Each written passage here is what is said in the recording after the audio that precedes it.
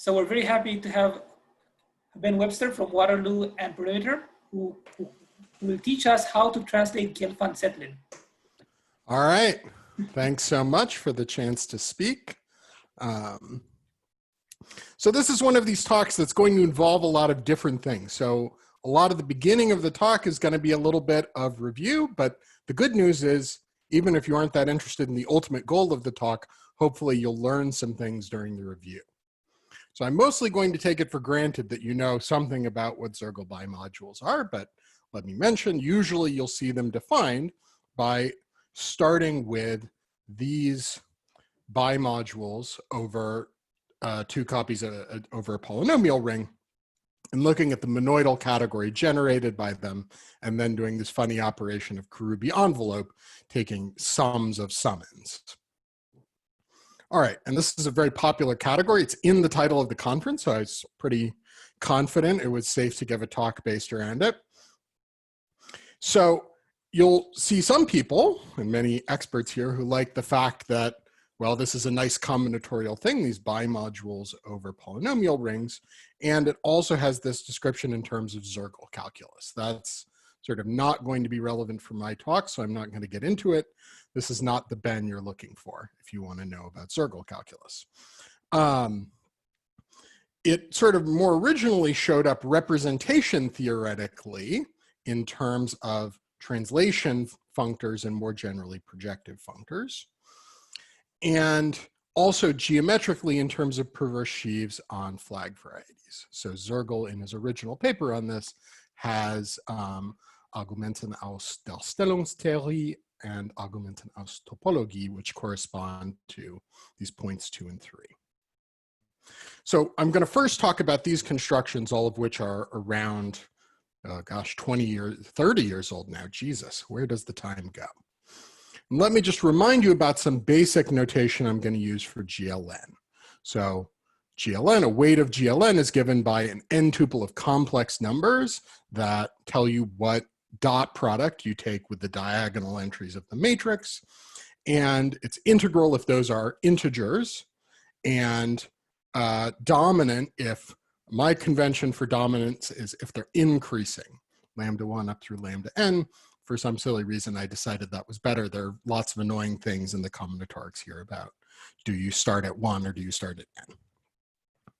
So with this convention, the center of U of GLN is isomorphic to the symmetric polynomials in some alphabet Z1 up through Zn. I won't worry about what Z1 and Z1 up through Zn actually are, with the convention that a symmetric polynomial acts on the Verma module with highest weight lambda by evaluating that polynomial, well, not quite at lambda, but at the shifted version of lambda where I add 1, I add n. And you might wonder, okay, why was it important what my convention for dominance was? But if I had a different convention for dominance, I would have moved around where that n and 1 are. So if you followed this through, the annihilator of the trivial module in the center is all the polynomials that evaluate to 0 at 1, 2, 3, 4, 5, up through n.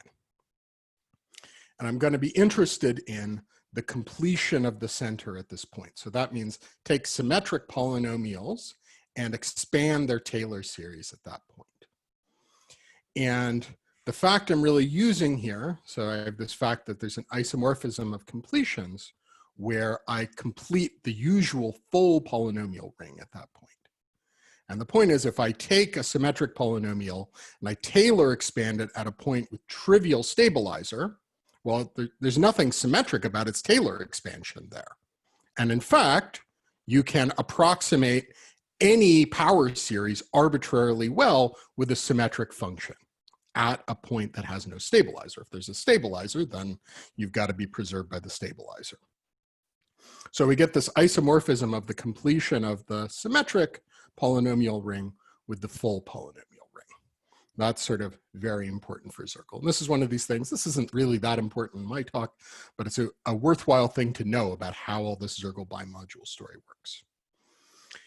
And something I'm going to use later is, well, inside GLN, there's a copy of GLK. It's included as, by convention, the top left corner, but of course there's nothing actually special about the top left corner. You just got to choose something.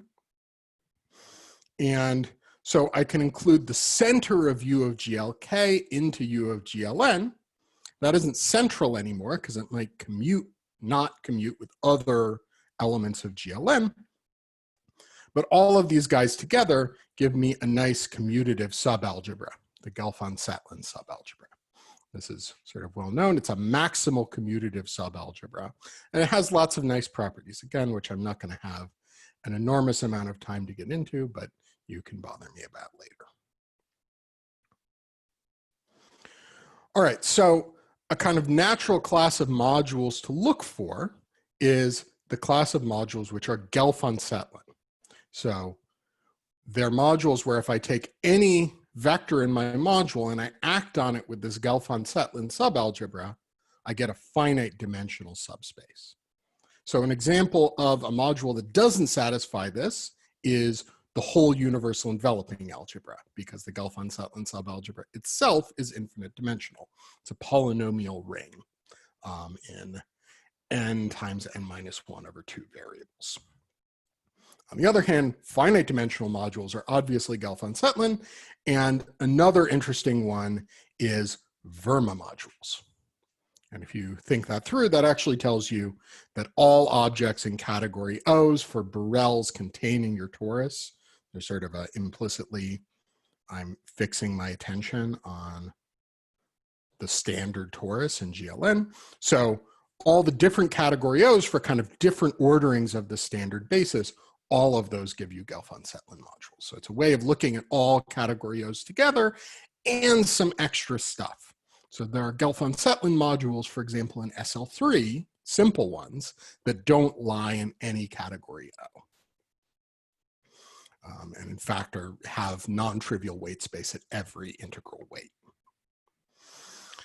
So when you want to study a category like this, there are sort of natural questions you might want to ask. Well, one is, what are the simple Gelfand-Tsetlin modules? And maybe I'll say a tiny bit about that later. That was a hard problem. This was a problem that people were stuck on for multiple decades. Luckily, in this work with Joel that Joel talked about on Monday, we were able to resolve what this set of simple modules are. And I can give you a reasonable description of it later once we've gone through all this stuff in the talk. And a related question, which if you like Soergel bimodules is important for a moment, a reason I'll say in a moment, is how does tensor product with finite dimensional modules interact with this category of Gelfand-Tsetlin modules? So it's easy to check. If you tensor with a finite dimensional module, you preserve being Gelfand-Tsetlin, right? This is using the fact that if you tensor with a finite dimensional module, you preserve being locally finite over the center, and then you use this fact for GL1, GL2, GL3, GL4, etc. All right. And that's on some level simpler. That's what I'll try to focus on today.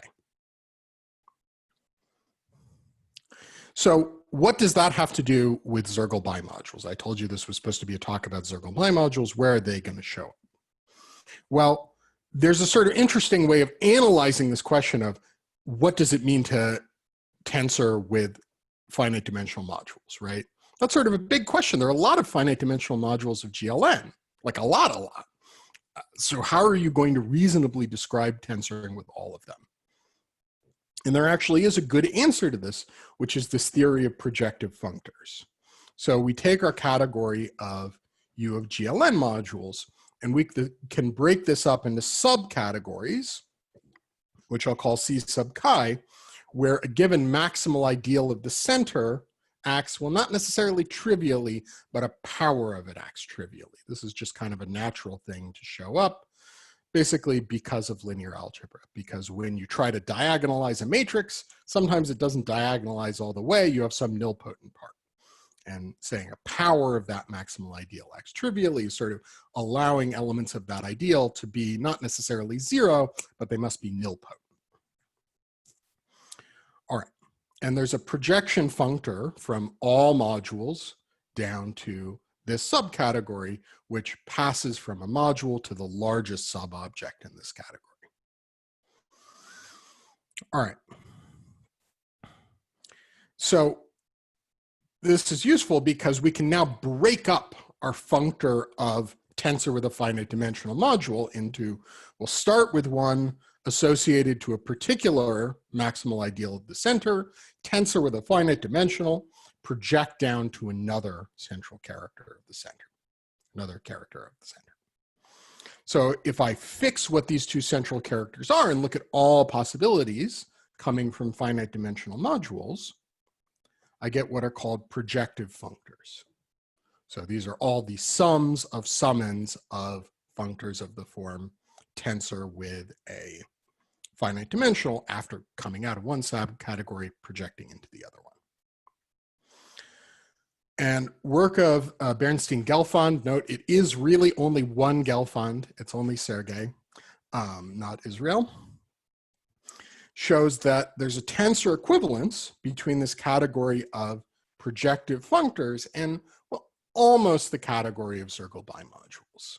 So you have to be a little bit careful here. You have to forget the grading on Soergel bimodules. So before I had the graded category of Soergel bimodules, and you have to do a completion.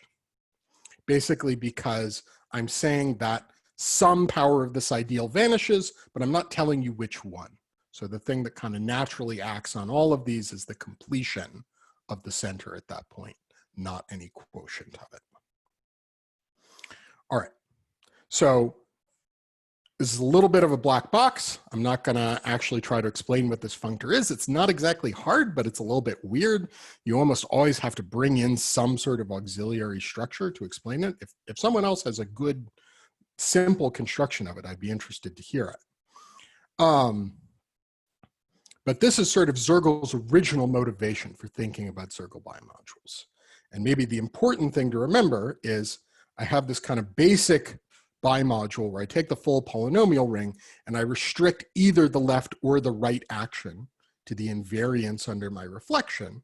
And that corresponds to either translating onto a wall, so doing a projective functor that goes from a general character to one where an xi and an xi plus 1 are equal. So then something changes about the structure. And this other guy where I do it on the other side to translation off.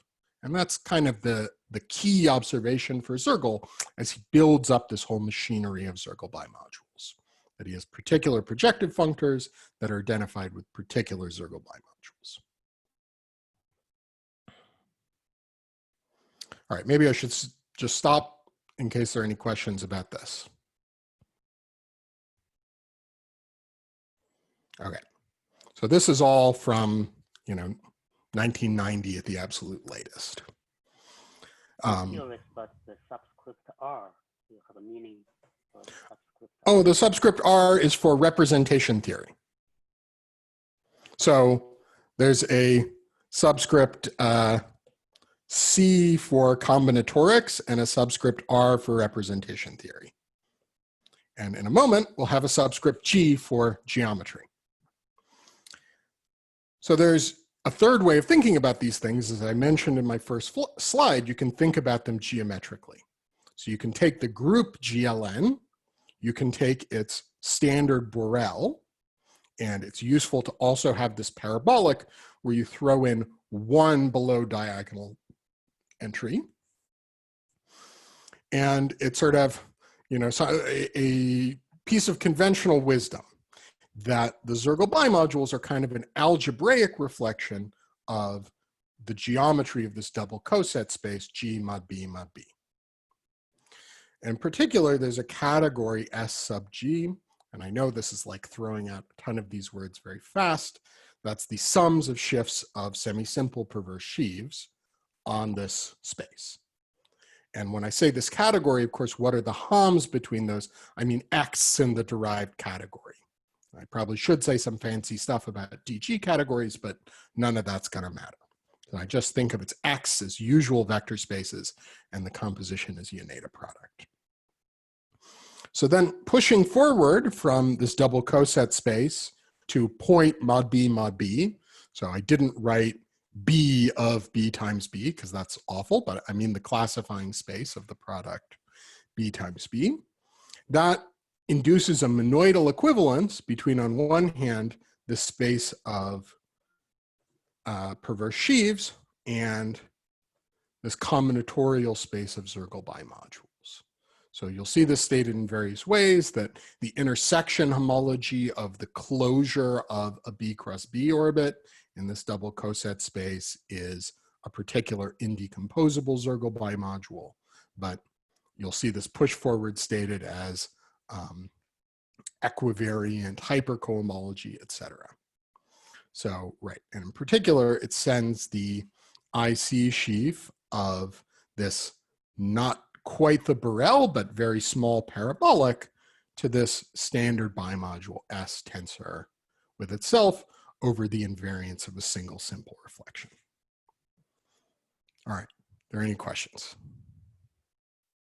This is one of these things where, like, of course, you could give a whole talk explaining this result. It's a beautiful and important result. I just sort of want you to know that there's some connection to the geometry of this space. And I'll just mention here, right, over here, these projective functors, they're really called projective functors because they're projective objects in some bigger category. And on the other hand, these are simple perverse sheaves. So what you're actually seeing here, a manifestation of causal duality, that on one hand, projective objects are matching up with simple objects somewhere else. All right, so putting this all together, we have three additive categories. One geometric coming from perverse sheaves, one combinatorial coming from bimodules or Soergel calculus if you prefer, and one representation theoretic coming from these projective functors. And we have functors between them, which the first one is genuinely an equivalence. And the second one, well, it's not, but you have to just throw in completion and forgetting gradings. So one way to say it is this guy is a graded lift.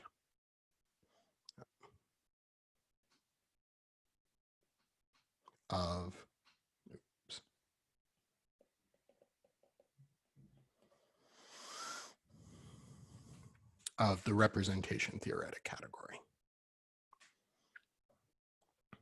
And I'll just mention, I've been talking about the principal block the whole time, the block containing the trivial module, but I can extend this to singular blocks as well.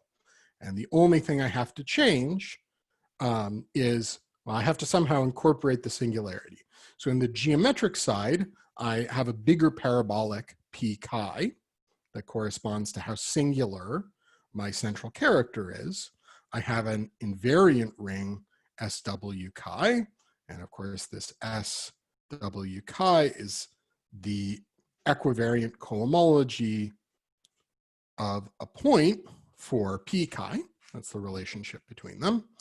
And I have this category of projective functors, but now between singular blocks of my representations of GLN.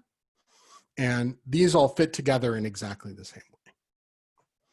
And I actually kind of like this picture better. I kind of tried to do everything in this talk focusing on the principal block case first, because that's sort of simple and more familiar.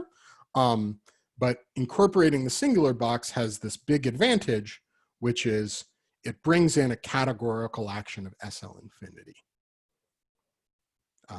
which in the Soergel bimodules, you can think of as just tensoring Soergel bimodules. Every one of the Chevrolet functors, EI and FI, goes to a particular singular Soergel bimodule. And then you can transport that through these equivalences. All right, are there any questions? So the Janssen translation functors are just part of the Janssen which? Translation functor, which also yes, right.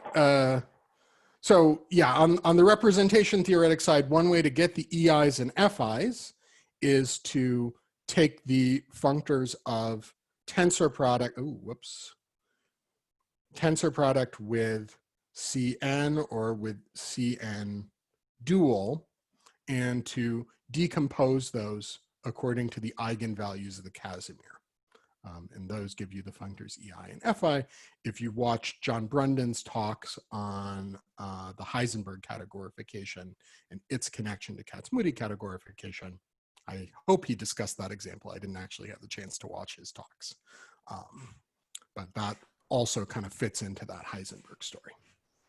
So Ben, can I ask a quick question? Yeah, of course. So this is you're saying it's a categorified SL infinity? Mm-hmm. Is there a relationship between the fact that this is SL infinity and that you were working with GL? Yes, yes. I mean, if you tried to write down this story right. Everything up to this page had almost nothing to do with being GL. Right. Right. Everything I said up to this page is exactly the same for all other semi-simple or even reductive Lie groups. But then sort of the combinatorics of these parabolics, I'm really using some GL stuff. So yeah. So for all general semi-simple Lie algebras, you would get the same SL infinity, or what would you replace SL infinity by? No. So in types BCD, there is some work on this due to myself, Bao, Shan, and Wang, about what to put in place of SL infinity. And essentially, you need a quantum symmetric pair involving SL infinity and then a diagram automorphism. Interesting. Okay. And in other types, it's not really clear what you would do. Yeah, so there's no Langlands duality type thing going on here, is there? No, I mean, this is really Howe duality. So I'll get there in a moment. This SL infinity action, this is Howe dual to the actions that Joel was talking about in his talk. Got it. Thank you.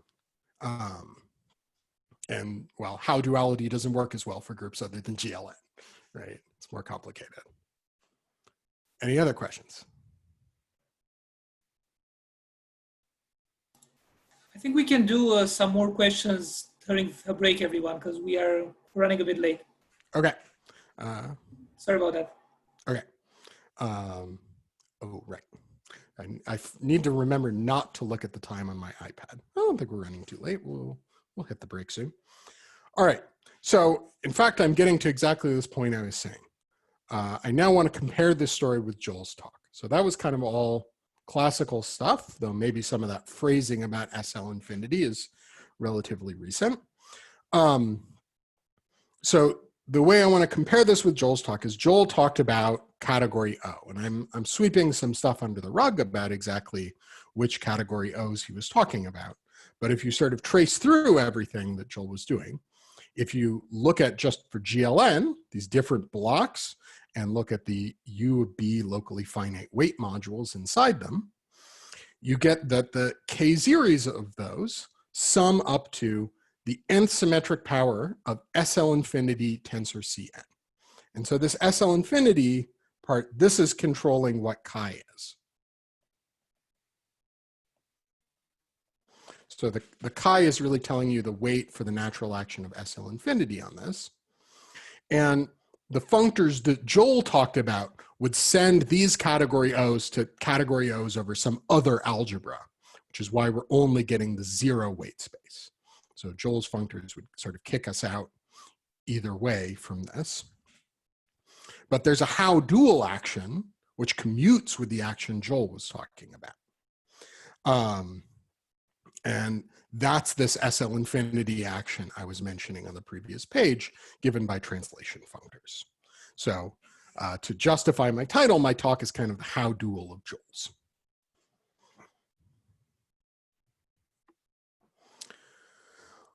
All right, so I'm not assuming, but I'm hoping that you all saw Joel's talk because I'm sort of building on stuff that he did. So he talked about a paper of ours where we found category O of certain algebras, including a new description of category O for GLN. And one of the interesting things about this description is that it wasn't really special to category O. It actually gives us this whole category of Gelfand-Tsetlin modules. So I'm bringing back this algebra that Joel considered in his talk, though there might be some small differences. I'm gonna denote this with a blackbird bold T and a tilde, and there's a chi that's going to tell you what block it corresponds to. So this is a KLRW algebra, or if you want deformed Webster algebra, whatever you want to call it.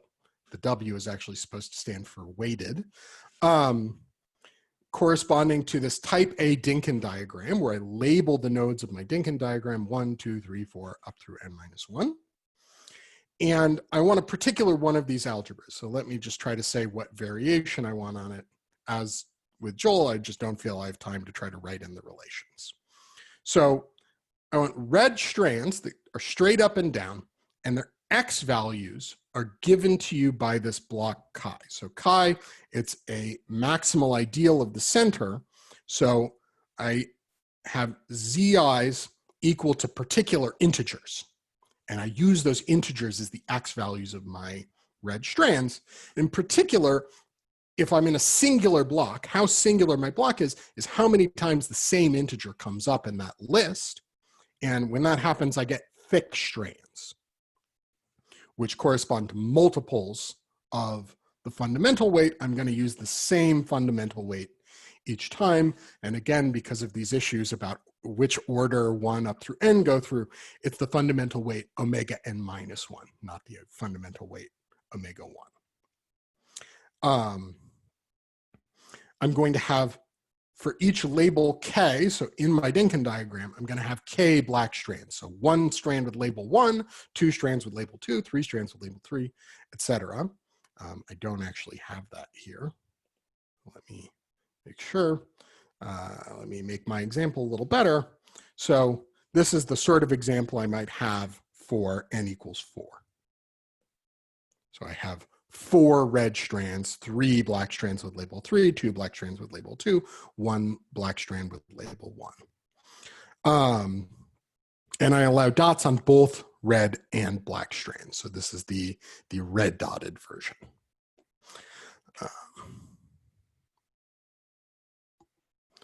Well, it turns out that the category of Gelfand-Tsetlin modules with the central character chi is equivalent to the category of weakly graded finite dimensional modules over this KLRW algebra. So let me just, again, I don't quite have time. I don't want to go all the way through this equivalence, but the sort of important properties it has is that, well, this algebra, it has obvious idempotence given by straight line diagrams. And the images of those, well, every module has some image of that idempotent, that's isomorphic to a weight space for some element of max spec of the Gelfand-Tsetlin subalgebra. So max spec of the Gelfand-Tsetlin subalgebra, I have a 1 tuple corresponding to GL1, a 2 tuple, all of these are unordered, corresponding to GL2, a 3 tuple corresponding to GL3, a 4 tuples corresponding to GL4, and I use those as the x values of my black strands. And the image of that idempotent is the corresponding weight space under this equivalence. If I want to get category O, Joel had added this relation that if I have a black strand and then something else, that becomes 0. And that's basically saying, well, in category O, that's a weight space that couldn't survive, so I have to have that idempotent act by 0. The red dots, so the reason I have to keep these red dots is those give me the nilpotent part of the action of the center. So the center might act semi-simply just by scalar, but it might have some nilpotent part. And that's given by the red dots. The black dots, well, some of the black dots give me the nilpotent part of the action of the torus. So you'll note here, Gelfand-Tsetlin, I don't require them to be weight modules. They have to be generalized weight modules because the universal enveloping algebra of the torus is in the Gelfand-Tsetlin subalgebra, but they don't have to be weight modules. And how those particular black dots act non-trivially measures the failure to be weight modules. All right, so we have this category of Gelfand-Tsetlin modules. We turned it into this combinatorial category of modules over finite dimensional algebra. Well, the Gelfand-Tsetlin modules had an action of Soergel bimodules on it. It had more generally an action of categorical SL infinity. How do we describe those on this combinatorial side? All right, and that's where I'll take my break. So this is the sort of summary of my talk thus far. By older work, there are these three descriptions of the same category: projective functors, Soergel bimodules, perverse sheaves. And on one side, we found this interesting guy that acts on the Gelfand-Tsetlin modules. But at the moment, well, we're sort of missing something here about how the Soergel bimodules act, and then we're missing what the geometry is. And those are the questions I'll try to answer in the rest of my talk. Okay, everyone. So we're just going to have time for a couple of minutes break. But there was a question in the chat. Paul asks, why do you have an action of categorified SL infinity and not GL infinity? Oh, that's a good question. Yeah, I mean, it's even possible that I should have said GL infinity, now that I think about it.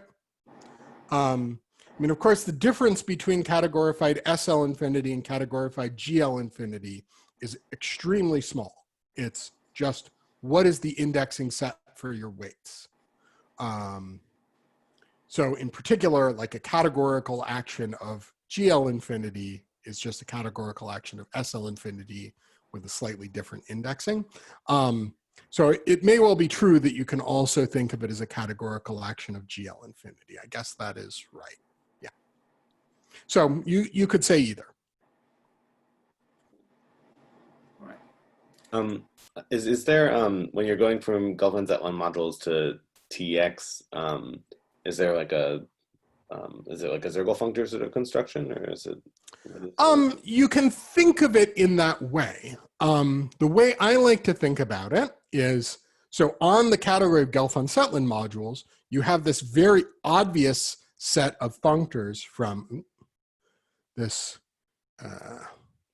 G of T chi to vect, which is pick a point in max spec of the Gelfand-Tsetlin subalgebra, look at the things where that's the generalized character, right? So these are sort of weight spaces, but for the whole Gelfand-Tsetlin subalgebra.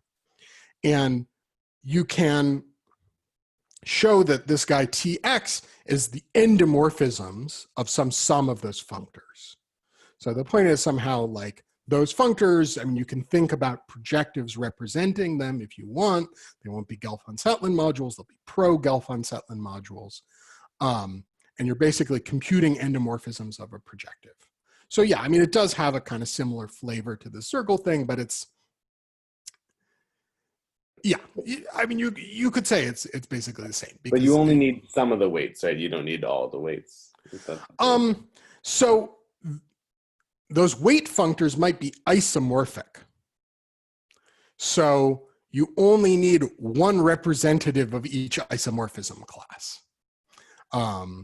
So you'll note here, right, when I was talking about this guy, I said, you know, use the values of the weight as the X values of your black strings.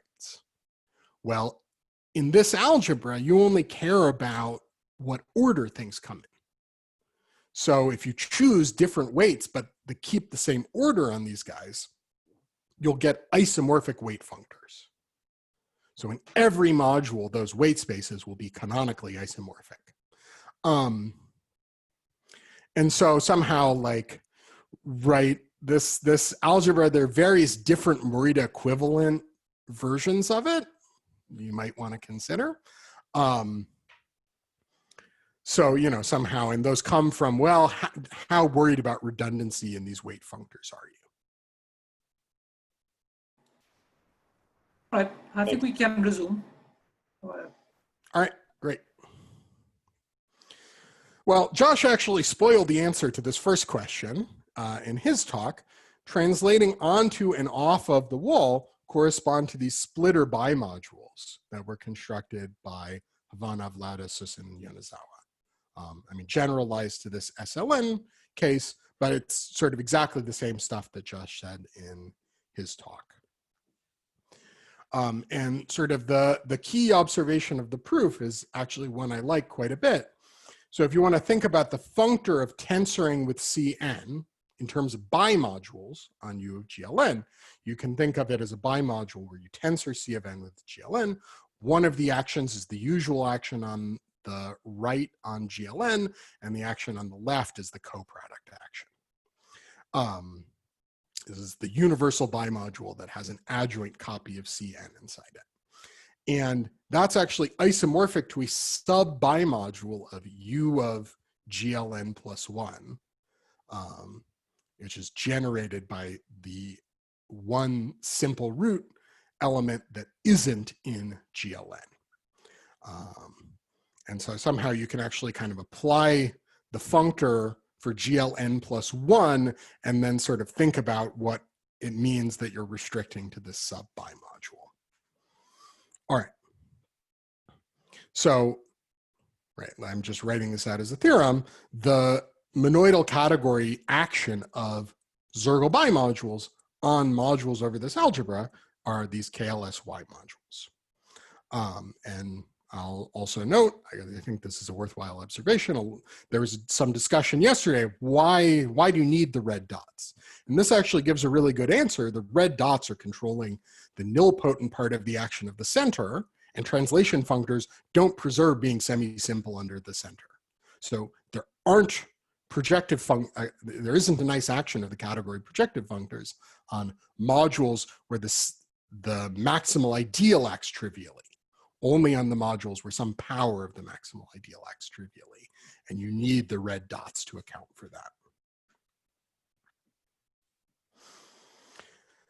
Now, you might object that that was only one very specific case, right? I had all these requirements about the number of my strands. I wanted K black strands with label K. Well, in the KLSY paper, they didn't have any restriction like that. They were talking about SL2 and allowing any number of red and black strands. And there are sort of two ways to try to fix this issue if you want to understand this KLSY paper in terms of these other perspectives on Soergel theory. So one is, well, you can say, okay, well, what's the corresponding result for this algebra T where I allow different numbers of black and red strands? And this gets you into this theory of Coulomb branches. So this depends on realizing U of GLN as a Coulomb branch, and you have other Coulomb branches corresponding to other numbers of black and red strands. This includes, as a special case, the finite W algebras for GLN, but it also includes a lot of other weirder stuff. So, somehow there is some paper to be written that takes that perspective. I was not willing/able to write that paper, so I didn't. There's another solution I prefer, which is the remaining piece of that summary discussion, which is to get a geometric perspective on these algebras T of chi. So the way we do this, I'm going to try to generalize things. So I'm going to choose an M tuple of integers, V1 up through Vm, with Vm being my N from before. This is going to ultimately be the number of black strands with labels 1 up through M minus 1, and then they're going to be red strands corresponding to Vm. And there's a representation that I cook out of this data, should look pretty familiar to people who think about quivers. I take Howe from CV1 to CV2, so that's a matrix which is V1 rows and V2 rows and V1 columns, and then from V2 to V3, from V3 to V4, etc. If you were a physicist, you would write V1, V2. So if you're sort of used to this notation that physicists like, I'm going up to Vm minus 1, and then I would write a square here. So we'll get into in a moment what that square means. And I look at the group acting on this. So this first group, I take G of V1, so that acts by pre-composition on that first Howe. Then GL2, it acts by post-composition on the first Howe and pre-composition on the second one, etc. And then I have GLVM minus 1. So that acts by post-composition on the second to last and by pre-composition on the last. And then I still have an action of GLN. So there's this guy, there's a commuting action of GLN, but I'm actually usually not going to want to take that whole action. I'm instead going to be most interested in only taking the Borel inside it. So up to the last step, I'm taking the action of the full GLN, and then at the last step, I take an action of the Borel. If I'd taken the full GLN, I would be looking at the moduli space of quiver representations of this quiver. But I'm instead putting some funny extra structure in my quiver representation that corresponds to restricting to B. And well, if I'd taken full quiver representations, I think most of you would know what the set of orbits there are. They're indexed by taking V and looking at all the ways to write that as a sum of positive roots. That is very close to being true when you take the B there, but you have to change things a little bit. You need not just positive roots, but then you also need to choose an order on all the ones that hit that last space. So the way people usually think about this, right, is each positive root corresponds to a quiver representation that looks like this. I should just use copies of C.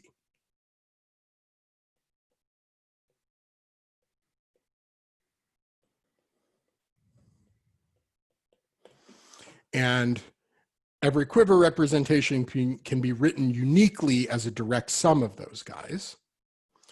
And then what this Borel does is it forces me in my last step, so I might have a C and nothing going into it. I might have a C here and something going into it, etc. I might have a bunch of these coming. It forces us to order these guys. But there's no order on the pieces of the direct sum decomposition that don't hit the last step, because those don't see the action of the Borel. So this isn't a hard theorem, but you look at the proof of Gabriel's theorem and you tweak the theorem a bit to work in this case. And that's a result I did with an undergraduate student, Jerry Guan.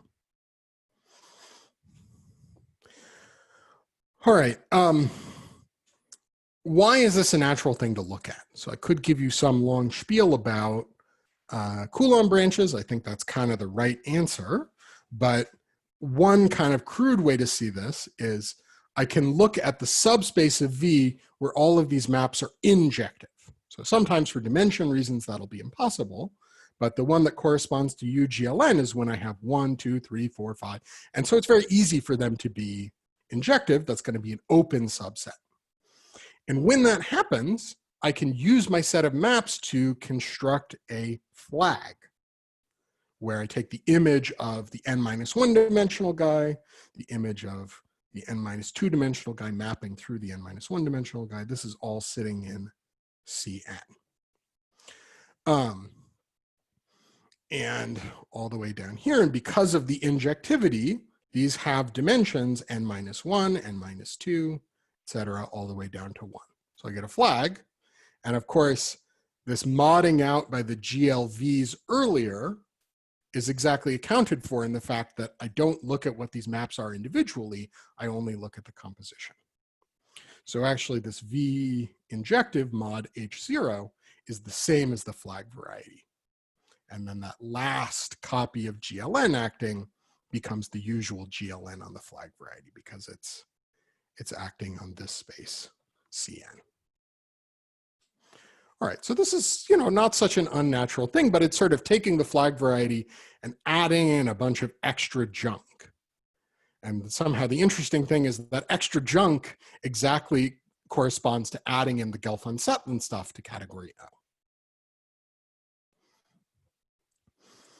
All right, but I'll get to that in a moment. I do have a little bit of time left.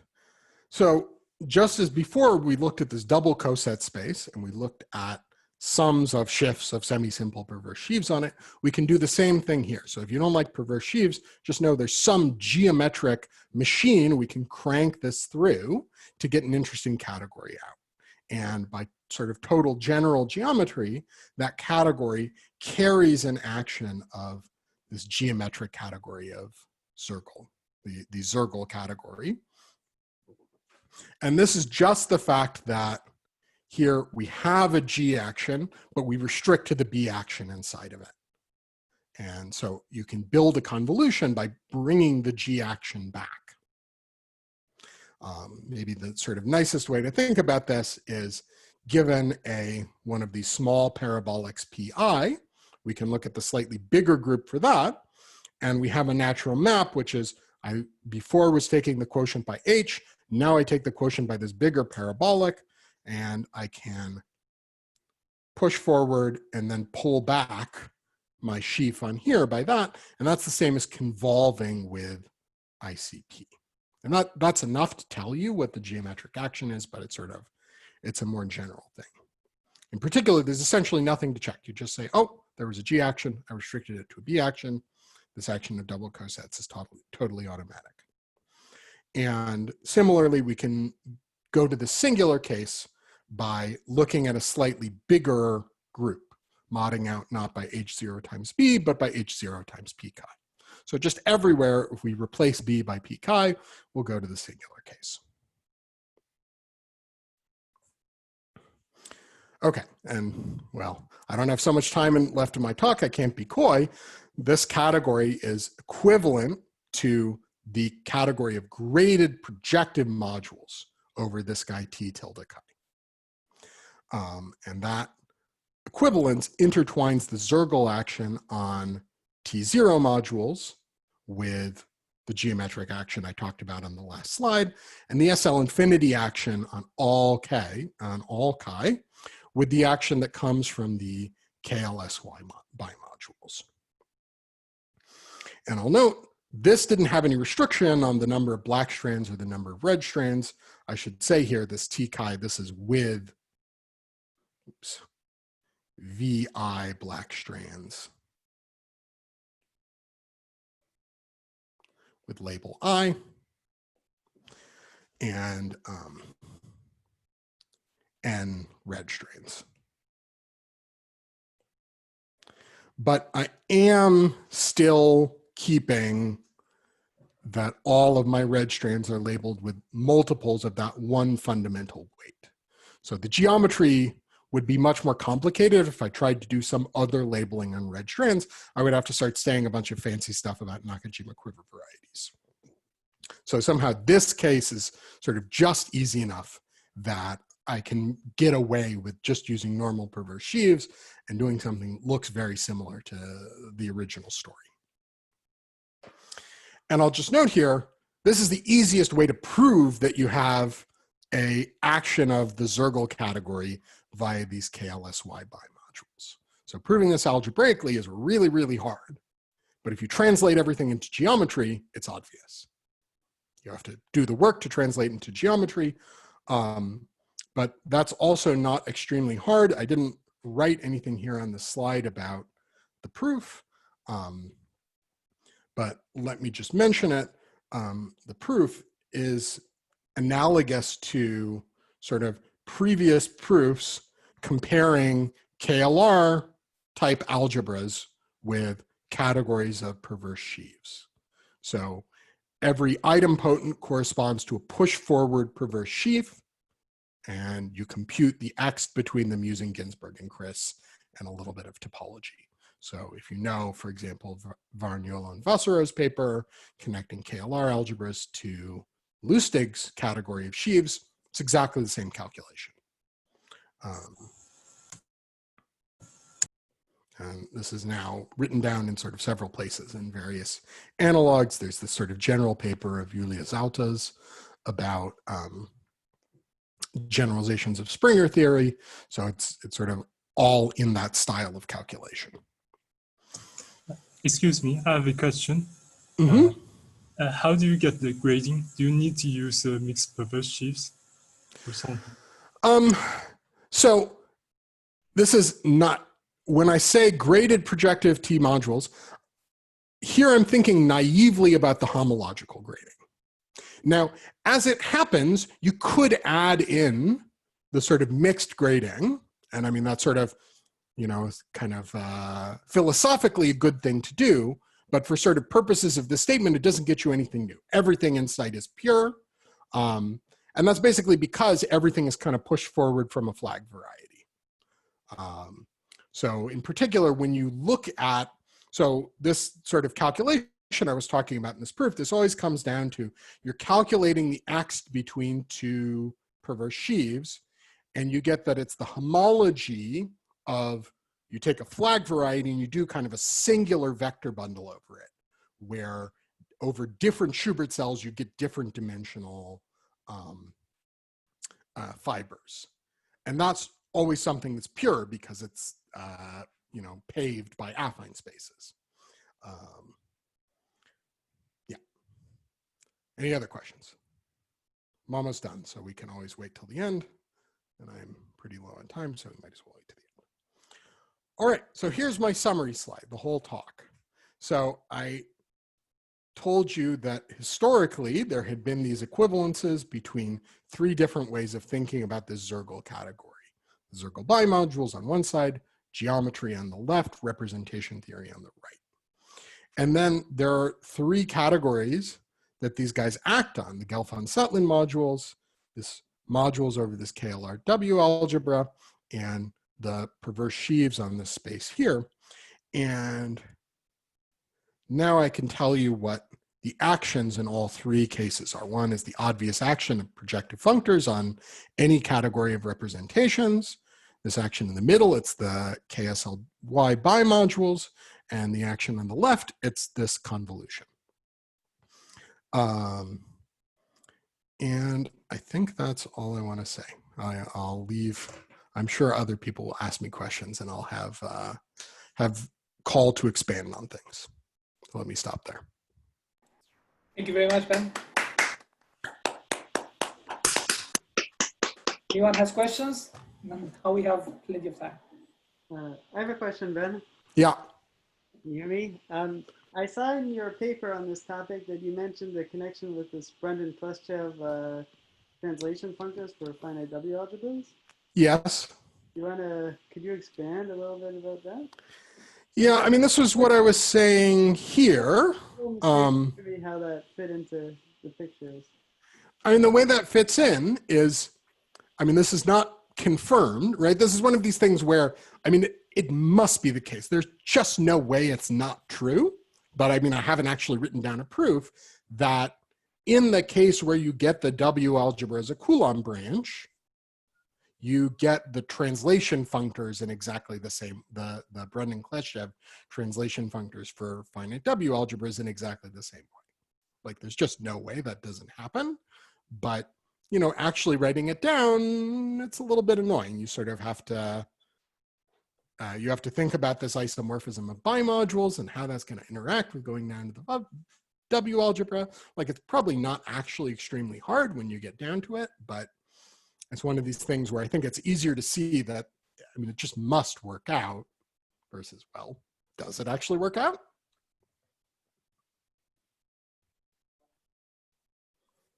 Ben, can I ask a quick question as well? Yeah, of course. Can you go to the last slide, the final slide that put everything together?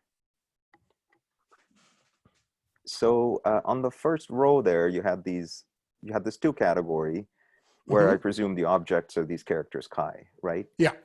Now, can you give me, if at all possible, sort of a physics interpretation of these extra objects? Because what I mean is that to get link invariance, you just need line operators. For that, you just need chi to be 0, right? You just need the basic Soergel bimodules to be able to create link invariance. So what are these extra objects, these extra characters doing in terms of physics? Any suggestion would be fine. I'm not expecting a perfect answer here.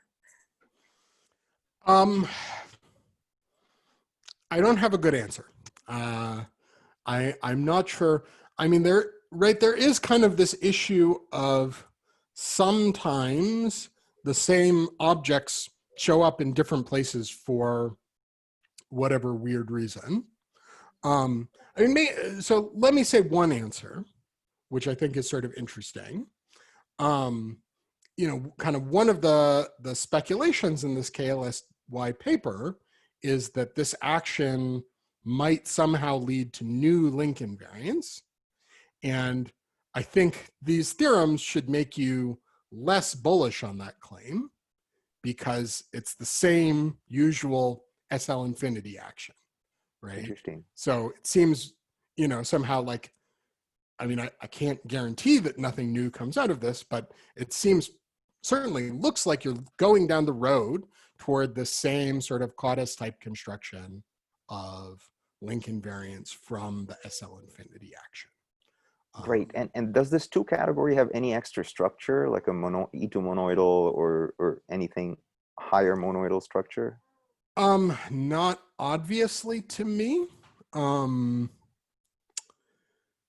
Yeah, I don't see anything there. I mean, right, so somehow like, I mean, maybe one thing that would be relevant for you, there's sort of this,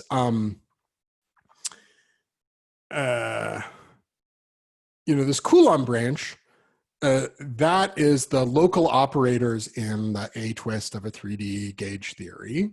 And sort of this story is a kind of localization of that for incorporating a rotation in 3 dimensions around an axis. So like in physics terms, somehow all of this stuff should have to do with, you took some 3D theory, you got sort of bigger algebra by looking at local operators, and then you take a rotation, you turn the plane of that rotation into a cigar, and everything goes down to being 2-dimensional. And that somehow corresponds to throwing in a quantization, so you're getting U of GLN, and you're getting representation theory over that. I don't know if that's the kind of thing you wanted to hear. But your 3-manifold here is still trivial, right? I mean, or it's just S2 times the interval or something like that. There's no topology to your 3-manifold in anything. No. I mean, this is, right, it's about local things. Right. But, somehow like, right, I suspect the framework you're trying to put this in is instead sort of this picture of like the gauge theory for GLN acting on adjoint plus vector matter and this whole like Hilbert scheme story. And I don't know how that fits in.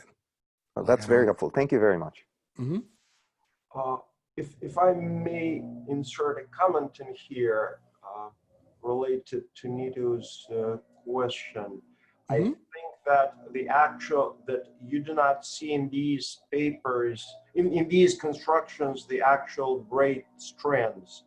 You see sort of shadows of them, and the actual braids, I would think, sit in other dimensions, but this would require a lengthier comment. So you do not see the standard Chern-Simons picture where you have line defects braided and this produces a link. So what's braided here are some parameters, same as Nito in your work, it's eigenvalues of a certain matrix. So you do not see them physically in these constructions. What you see here are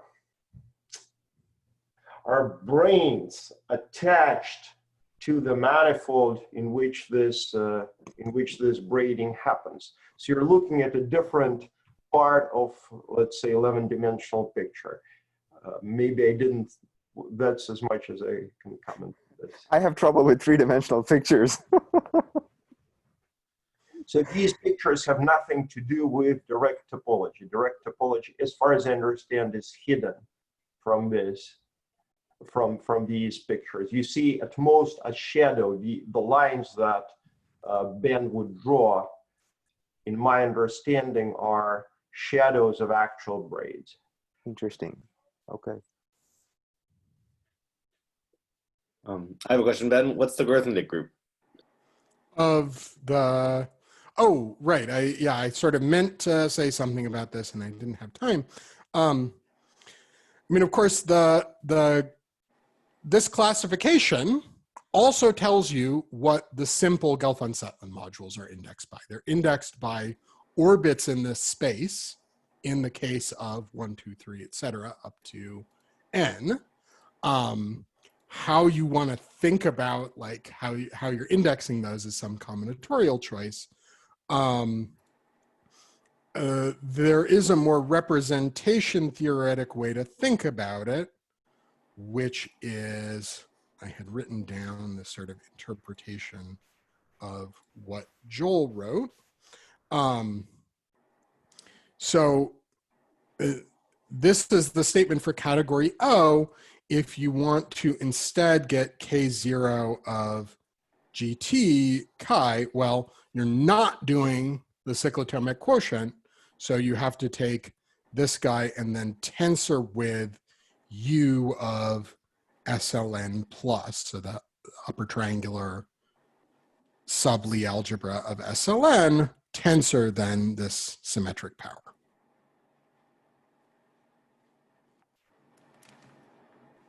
So somehow that accounts for the not in O Gelfand-Tsetlin modules. Right. I guess if there are any further questions, we can ask them during the coffee break, which is happening now. So let's thank Ben again. Thank you very much. And after the coffee break, then the next talk will be David Rose in an hour.